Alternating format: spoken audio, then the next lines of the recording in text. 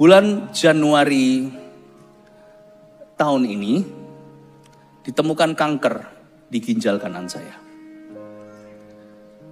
Dan semua itu bermula dari tidak ada angin, tidak ada hujan. Istri saya itu tergerak, harus check up. Kebetulan waktu itu kami mau pergi ke Malaysia. Gak ada apa-apa.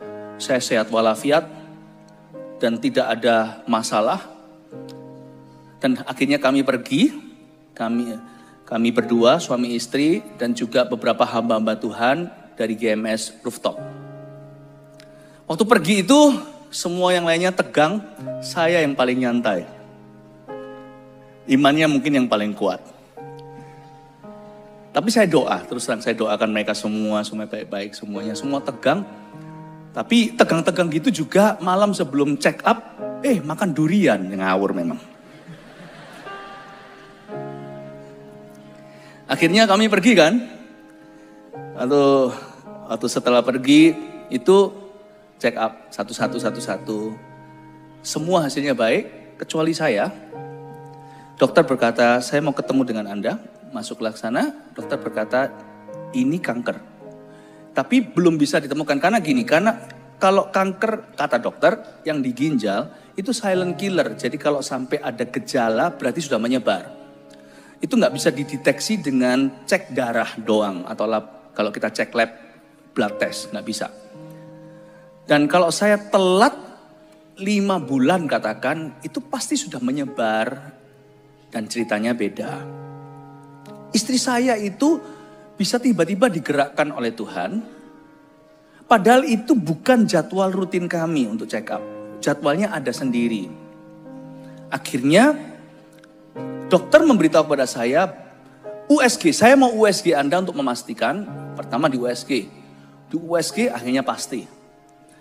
Dan dokter waktu break the news ke saya, istri saya kasihan. Istri saya seperti orang yang tiba-tiba dipukul berapa ton. Coba bayangkan kalau itu terjadi pada suamimu. Jadi saya melihat istri saya itu tabah. Dan ketika dokter beritahu saya begitu, saya tenang. Terus terang ini perasaan saya. Please jangan salah sangka. Saya termasuk egois untuk merasa itu. Waktu dokter berkata, Anda ada kanker, ini sudah positif.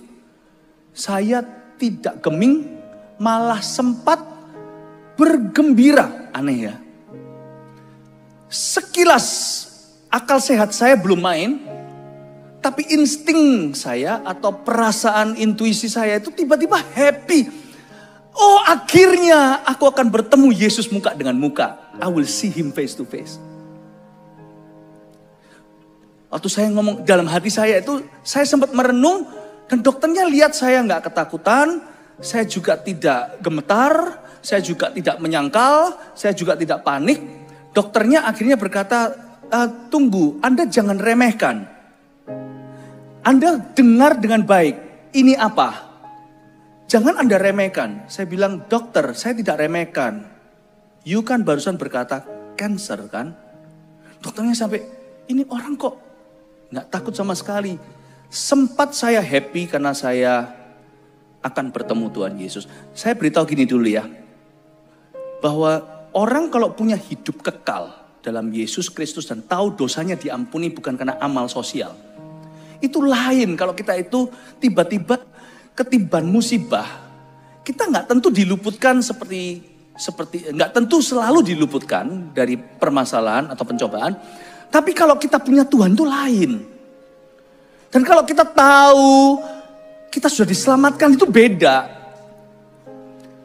Kehidupan kekal itu asli ada. Dan ketika saya diperhadapkan dengan bad news atau kabar buruk seperti itu kehidupan kekal itu menang. Saya rasa, haleluya Tuhan. I'm going to meet you. Akhirnya aku bisa ketemu dengan satu orang, satu pribadi yang saya paling idolakan, yang saya sembah senantiasa, Yesus Tuhan.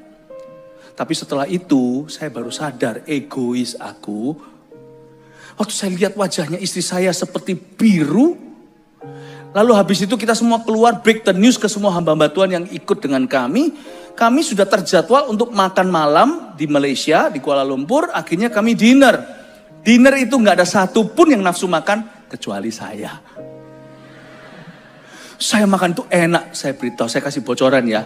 Chef Malaysia itu enak-enak masakannya.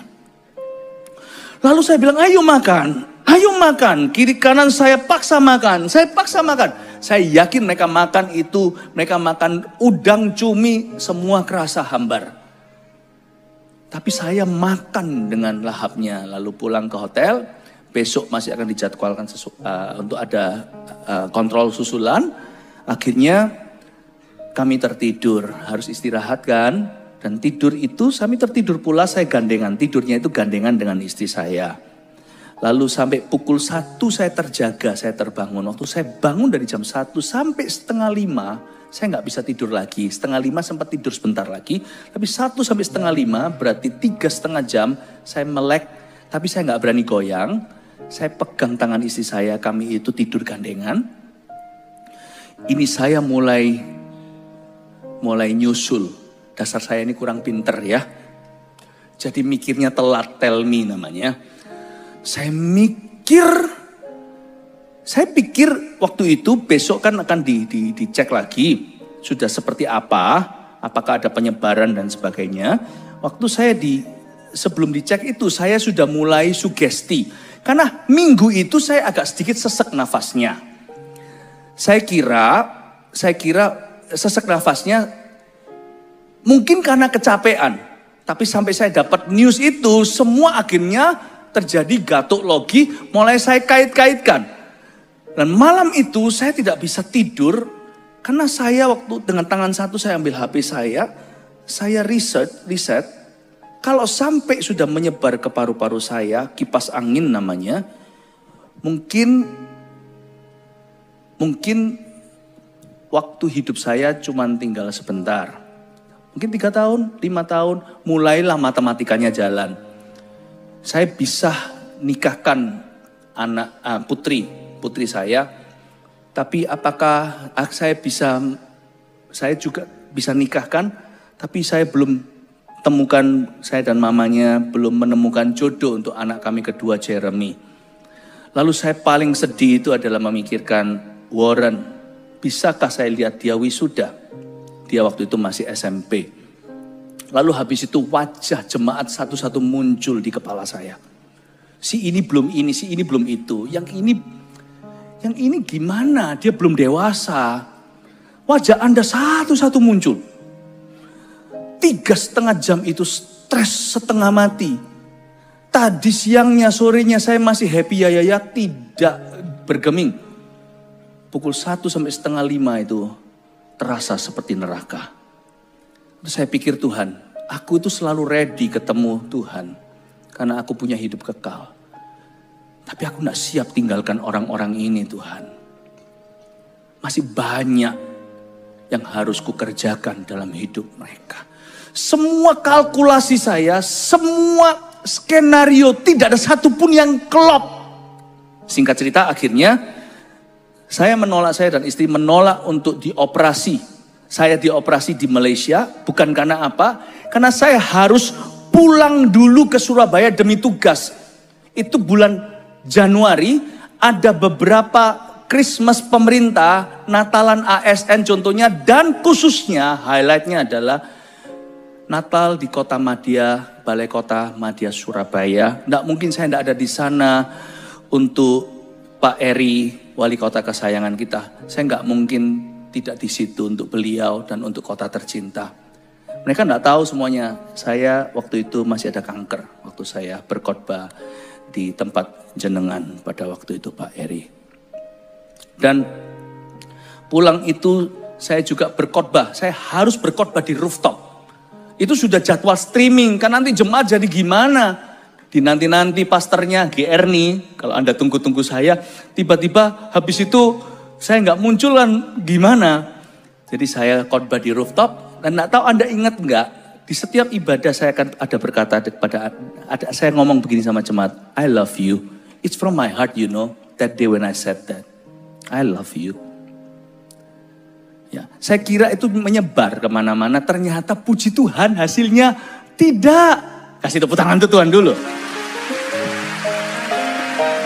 Nggak menyebar kemana-mana, cuma di ginjal kanan saya. Tapi kalau silent killer ini dibiarkan, kalau sampai ada gejala berarti sudah menyebar. Istri saya peka, literally secara harafiah, istriku menyelamatkan, my wife, Tuhan memakai istri saya untuk menyelamatkan your pastor.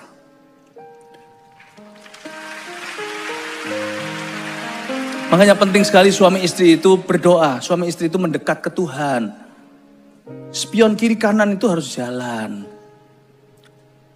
Lalu kami pulang dulu, dan perjalanan pulang itu ya penuh dengan orang-orang yang datang ke saya, orang-orang pasien saya itu kan disapa orang di mana-mana. Di airport, di pesawat, orang itu nggak peduli, duduk pakai seat belt, orang itu datang ke saya.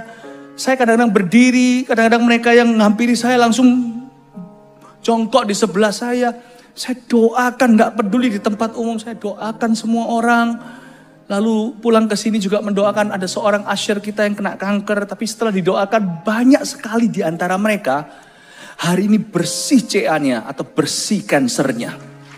Sungguh seperti firman Tuhan berkata, dalam kelemahan mula, kata Tuhan pada seorang hamba Tuhan, kuasaku sempurna bekerja, kuasa Allah. Justru waktu kamu lemah, kamu tuh seperti bejana tanah liat, tapi di dalamnya disimpan harta sorga. Di waktu kamu lemah itulah aku yang bekerja supaya seluruh dunia tahu kuasa itu bukan berasal dari kamu. Kamu hanya bejana tanah liat. Kuasa itu berasal dari aku. Saya pasien kanker, doakan banyak orang kanker sembuh. Sampai hari ini loh reportnya masih masuk terus. Akhirnya setelah kami pulang ke sini, beritahukan pada anak-anak kami tentunya sedih. Anak saya Jeremy masih ada di Tulsa. Anak saya betul-betul saya merasa nggak enak, tapi anak harus tahu. Dan juga akhirnya memberitahu pada keluarga besar, dan saya juga nggak bisa bayangkan perasaan orang tua saya kalau harus mengalami ini. Tapi akhirnya kami semua diberi Tuhan iman, ketabahan. Akhirnya pergilah ke Singapura. Waktu saya ke Singapura sudah dijadwalkan, kami ditemani oleh beberapa jemaat yang kasihan lihat istri saya harus menghadapi semua sendiri. Beberapa jemaat yang setia datang ikut bersama dengan kami supaya kami tidak terlalu repot ini itu, supaya istri saya bisa fokus ke saya. Surgery morning pada waktu pagi hari, operasi dijadwalkan. Subuh kami sudah ada di situ. Biasanya istri saya itu kalau kita ini janjian pukul 7, dia pukul 5 sudah di sana. Istri saya itu selalu on time. Jadi misalnya kalau kita itu ada acara pukul 6 gitu ya, dia pukul 1. Dia berkata, ayo ganti baju. Jadi istriku tidak pernah telat. Termasuk kalau apalagi suaminya mau dioperasi, itu sudah subuh di situ, sudah buka sebelum loketnya buka.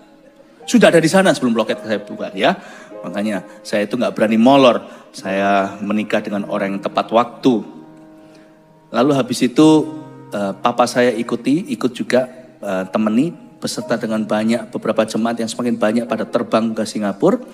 Beberapa hamba-hamba Tuhan khususnya. Lalu pagi-pagi itu saya digiring masuk, di atas ranjang sudah. Dan saya bicara dengan para nurse, perawat dan dokternya tentunya.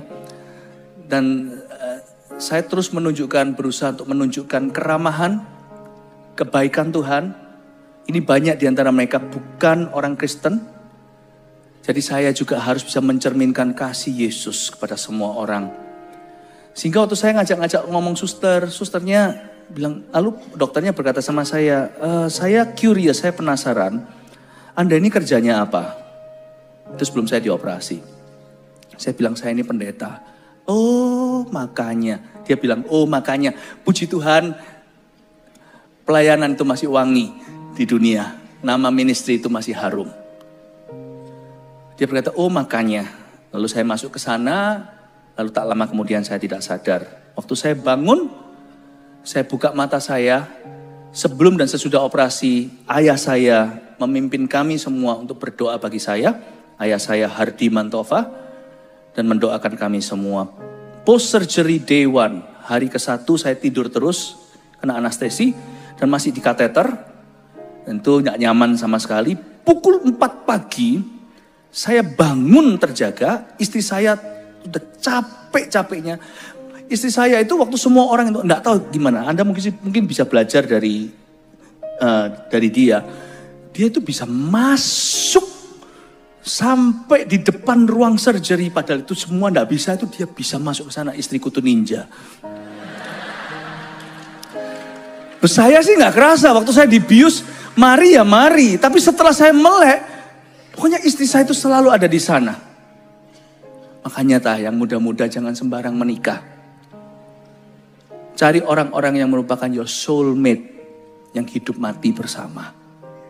Saya itu beruntung punya istri saya. Hari ini kami merayakan 25 tahun pernikahan kami. She's my silver queen. Tahu gitu gua beli coklat, tapi entar kiranya endorsement lah, ya kan. Lalu habis itu ternyata dia berdiri di situ berjam-jam.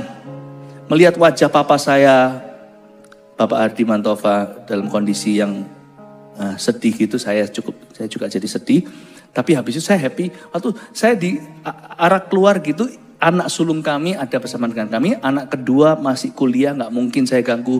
Meskipun dia mau pulang, tapi saya bilang gak seserius ini, papa pasti sembuh. Don't worry. Anak yang paling kecil masih sekolah, gak bisa bolos. Karena itu anak yang besar, Vanessa, berkata I love you dad. Saya gak sadarkan diri, itu setelahnya. Ternyata saya diceritain, saya sempat ngomong I love you more. Saya gak sadar loh itu. Saya masih kena obat bius. Belum bangun total. You see, where there is love in your heart, love doesn't lie in the most critical time. Kalau ada kasih Tuhan dan kalau ada kasih dalam keluargamu, makanya itu simpan kasih di dalam gereja itu penuh dengan kasih. Nanti kasih itu akan berbicara ketika Anda tidak menyadari. Jam 4 pagi, kelihatan istri saya lelah, tubuhnya seperti lunglai di sana.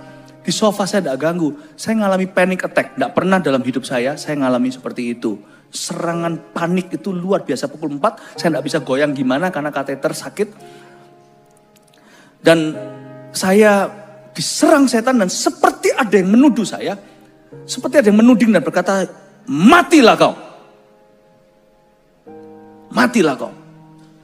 Sudah disinilah akhir segala sesuatu. I have gotten you. Akhirnya aku dapatkan kamu. You dead. Dan this is the end of good life. Semacam itulah kata-katanya. Nggak perlu saya ulangi lah ya. Itu semuanya lie, lie, and lie. Semua dusta, dusta, dusta. Dia bapak dusta. Tapi itu so real. Selama 15 menit seperti saya gelut dengan monster. Saya itu kayak seperti nggak tahan. Mau cabut semua selang. Mau lari dari hospital itu. Tapi untungnya kalau kita itu punya Tuhan, tidak ada pencobaan itu yang bertahan. Tidak ada pencobaan yang lebih dari kekuatanmu. Itu sungguhan. Kalau kita itu sedia payung sebelum hujan. Tapi kalau kita krisis dulu baru cari Kristus, telat saudara. Tapi kalau kita sudah punya Tuhan, sekalipun kita itu seolah-olah kadang-kadang imannya pas-pasan. Karena kita punya struggle atau kita punya pergumulan itu real atau nyata. Tapi itu tidak akan sampai tuyuk, tidak akan sampai ke kormu, atau tidak akan sampai ke oyot atau akarmu, tidak akan sampai ke fondasi. Your foundation is Christ. Too strong my friend. Immovable. Kalau fondasimu adalah Kristus, tidak akan goyang. Dan kalau kita tidak ada dosa yang kita sadari, meskipun kita orang berdosa sadar, nggak sadari pun kita tidak bebas dari salah. Tapi kalau tidak ada tuduhan, mau di meja operasi, kayak mau meja kemoterapi, mau di dalam suatu mara bahaya, dalam suatu kondisi yang sangat mengancam nyawa, hatimu tuh tenang, itu sungguhan. Saya bisa mengkhotbahkan, tapi setelah saya alami, saya tahu, dan puji Tuhan, setelah mengalami semua ini, ada satu kesaksian dalam hati saya ngomong gini bukan memuji diri, tapi sebagai teladan buat keluarga.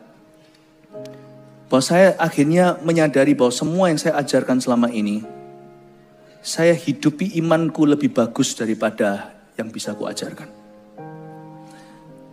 Bahasa Inggrisnya gini, I live out my faith better than I preach it. Mungkin kalau Anda berkata, oh pastorku tidak pernah ngalami gini-gitu, ya dia bisa ngomong aja koar-koar. I've been through some lah, kita unda-undi lah, setiap manusia pasti punya sesuatu. Tapi this name is pretty strong, you know, cancer. Kata ini cukup kuat. Dan saya alami itu, saya mengucap syukur pada Tuhan, dan saya tidak mengeluh. Selama itu istriku melihat, dan anak-anak saya juga melihat, saya tidak pernah ngeluh. Anak-anak saya ada beberapa di sini, tahu saya tidak pernah mengeluh sama sekali. Tapi jam 4 itu real ya, seperti gitu 15 menit. Tapi akhirnya saya bisa kalahkan. Saya berkata sama setan, kamu boleh ngomong apapun juga. Saya ngomong begini sama Tuhan, tapi kepada kasih setiamu aku percaya. Saya ngomong dalam hati saya, pada hati saya, I know Jesus loves me. You may say whatever you'd like to say against me. Kamu mau ngomong apa aja terhadap saya. Jesus loves me. Dengan begitu aja 15 menit kemudian, semua setan itu pergi, lalu dokter datang. Waktu dokter datang, dia cek semuanya, ya kan tidak terbukti yang setan katakan. Dokter berkata, kamu baik sekali keadaannya, recovery so fast. Ini baru malam pertama, baru 1 hari saya di situ. Copot semua kateternya, nggak perlu dia. Dan kalau udah ada apa-apa, bahkan sekarang juga bisa keluar dari hospital, dia bilang. Cuman dijaga dulu 1 hari, kan dokter harus selalu hati-hati. Saya bilang nggak apa-apa, saya tinggal di sini, nggak apa-apa.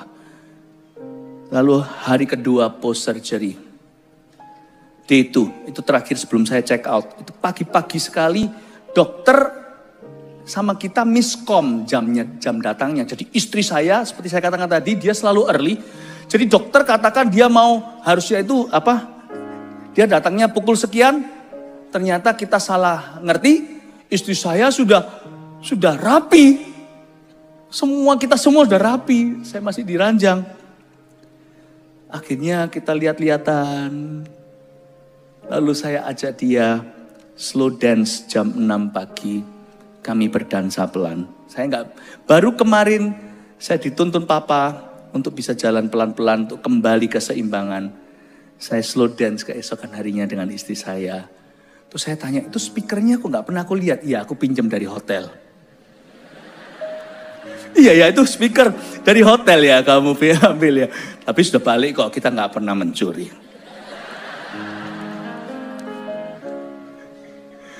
Kalau sudah mau operasi kayak saya begini, sudah gak mikir speaker.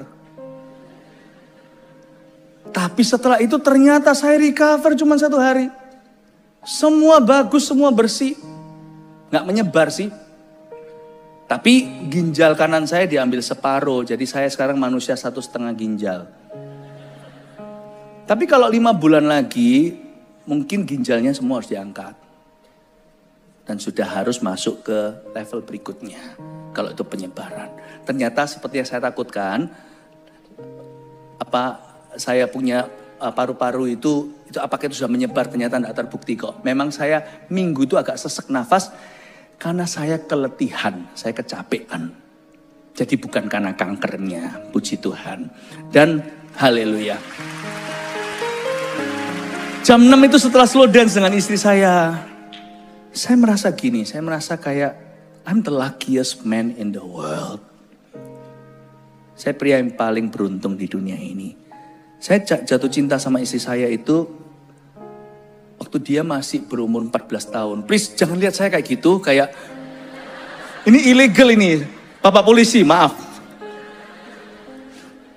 Karena bukan salah saya, karena dia tinggi dan pembawaannya itu sangat mature, sangat dewasa. Jadi saya kira dia umur 17. Tahu dia masih umur belia, saya tunggu lama. Minta izin sama orang tuanya, saya senangi diam-diam, saya tunggu dia. Nunggu dia tuh lama banget. Sudah dia cukup usianya masih gak mau sama saya, gak tahu. Apa sih emangnya susahnya cinta saya? Gue gak ngerti ya kan, yang dari Ungaran dulu. Ingat ya, saya sampai gimana dulu itu. Sungguh-sungguh orang yang feeling blue, patah hati ya kan. Sampai makan pun gak nafsu. Pak Sam, ingat ya, mana Pak Samuel Handoko. Sampai saya itu dijemput sama Pak Sam. Ayo Philip, kamu harus makan. Ini semua saksi-saksi hidup. Tapi doaku mempan. Saya berkata, Tuhan, aku ini hamba-Mu. Kepada kasih karunia-Mu aku percaya. Tuhan telah berbuat baik kepada aku. Butakan dia. Langsung ceng. Menikah. Maaf, Cak Pak Eri. I waited for her, you know. At times kadang-kadang saya merasa wasting my time. Saya itu siap berlayar. Tapi kasih itu menunggu. Yang muda-mudi maupun yang orang tua, bagi anak-anaknya, it's okay menanti. Saya tunggu. Siapa sangka suatu hari dia yang harus nunggu saya. Dia menanti-nantikan. Nggak pulang, nggak balik hotel, tinggal di situ terus. Benar-benar sehidup semati. Itu soulmate. Waktu saya lagi ngalami attack itu saya ngomong sama Tuhan. If this is the end of me. Aku pergi kepadamu. Dari awal dapat news itu. Aku happy kok. Tapi Tuhan, aku tahu. Ya Tuhan Yesus. Bahwa Engkau belum izinkan. Karena aku masih dibutuhkan. Dan saya bilang, saya akan selalu berada di sisi istri saya selama-lamanya. There's no one that I would marry. Kalau saya bisa dikasih kesempatan lagi dan lagi. She's the one for me. Maybe I'm the one or not the one for her. I will fight the other man. To be the one for her.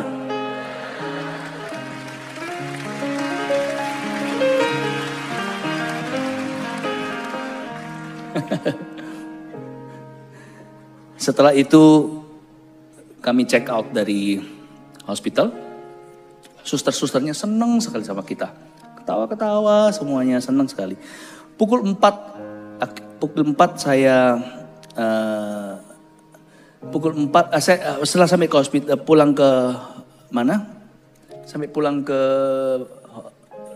ke hotel, maksudnya kita hanya ke hotel. Saya tidak bisa pulang dulu karena harus kontrol lagi selama beberapa waktu. Di Singapura, akhirnya kami tertidur pulas. Tidur siang, saya jarang tidur siang, bukan jarang, nggak pernah tidur siang. Tapi akhirnya saya tidur siang karena letih sekali. Setelah 100 orang yang penuh kasih datang mengunjungi. Jadi sungguhan nggak ada waktu untuk jadi pasien. Saya selalu ngajak mereka ngobrol, lalu kuatkan mereka, bercanda. Nggak pernah ngeluh sama sekali. Dan pukul 4 sore itu di kelabunya Singapura, waktu itu mendung-mendung, saya terjaga, saya dibangunkan Roh Kudus dan saya pelan-pelan karena masih ada jahitan. Jadi sekarang saya bukan 6 pack tapi 6 stitches. Di sini saya itu ada 6 jahitan. Saya bangun pelan-pelan, masih sakit menusuk. Saya duduk, saya ambil Alkitab saya. Detik saya buka Alkitab saya mau nyembah. Saya nangis. Baru kali itu saya tidak bersuka cita. Bukan bersuka cita, tidak happy ya. Saya nangis sampai istri saya bangun. Ada apa? Saya bilang, aku tidak bisa jelaskan. Ini perasaan saya. Semua 1001 nano perasaan ada di situ. Everything. Dari happy, dari terharu, dari surprise kayak gak percaya ini sungguhan terjadi. Segala sesuatu campur baur di sana. Hanya air mata yang bisa cerita sama Tuhan. Tuhan ada di situ sih, selalu di dalamku. Tetapi saya bisa curhat itu ya saat itu. Sebelumnya saya happy terus surgery. Setelah bangun saya selalu happy. Cuman pukul 4 sampai 4.15 itu saja saya perang rohani. Tapi setelah itu baru nangis itu kali itu. Waktu pukul 4 sore setelah saya check out dari hospital itu saya nangis sejadi-jadinya. Semua perasaan ada di sana kecuali 3. Tidak ada takut, tidak ada ragu, tidak ada bimbang. Gak ada sama sekali. Semua perasaan surprise, surreal bahasa Inggrisnya. Kayak, really? Is this happening? Gak pernah kebayang. Dari semua perasaan itu campur menjadi satu. Ada 3 yang tidak ada di sana. Tidak ada ragu dalam hatiku akan Tuhan. Tidak ada bimbang. Dan tidak ada rasa takut. Saya dorong Anda, Bapak Ibu Saudara. Kalau Anda mengalami hari ini berbagai macam masalah, termasuk penyakit, termasuk kanker sekalipun, mendekatlah pada Tuhan. Jangan menjauh. Justru mendekatlah sama Tuhan. Karena hanya Tuhanlah sandaran. Percayalah saya. Sekarang saya bisa berkata begitu. You believe me. That Jesus is the only comfort you could have in the deepest of your heart. Di dalam hatimu terdalam hanya Yesus yang bisa menghibur dan menguatkan hati kita. Amin Bapak Ibu Saudara. Kasih tepuk tangan untuk Tuhan.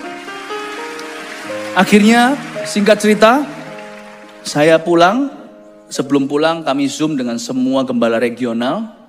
Lalu saya cerita dengan mereka, I made you a promise gembala regional, that I will come back stronger. Saya bilang, cuman 2 minggu aja. Betul ya yang? 2 minggu tok ya.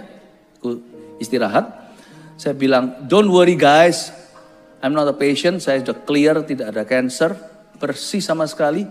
Dan saya berkata, I will come back stronger. Saya akan kembali dengan lebih ganas lagi. Untuk menyelesaikan visi misi Yesus Kristus lewat gereja kita. Dan ini adalah sejak saya surgery, sejak saya operasi bulan Januari, Februari, sampai hari ini adalah khotbah saya yang ke-189.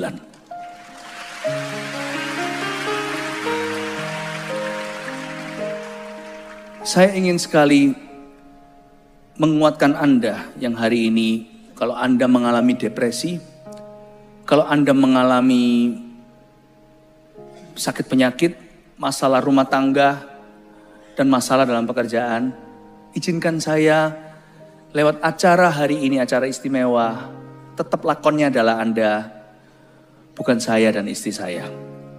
Kami ingin mempersembahkan malam ini untuk ministry, untuk meninggikan nama Tuhan, mengarahkan mata ke Kristus, dan juga memperhatikan Anda. Please don't worry ya, Jesus is real. Apapun terjadi, kalau ada hidup kekal di dalam dirimu, namamu tertulis dalam kitab kehidupan, tidak ada yang kita takutkan. Itu sungguhan. Amin.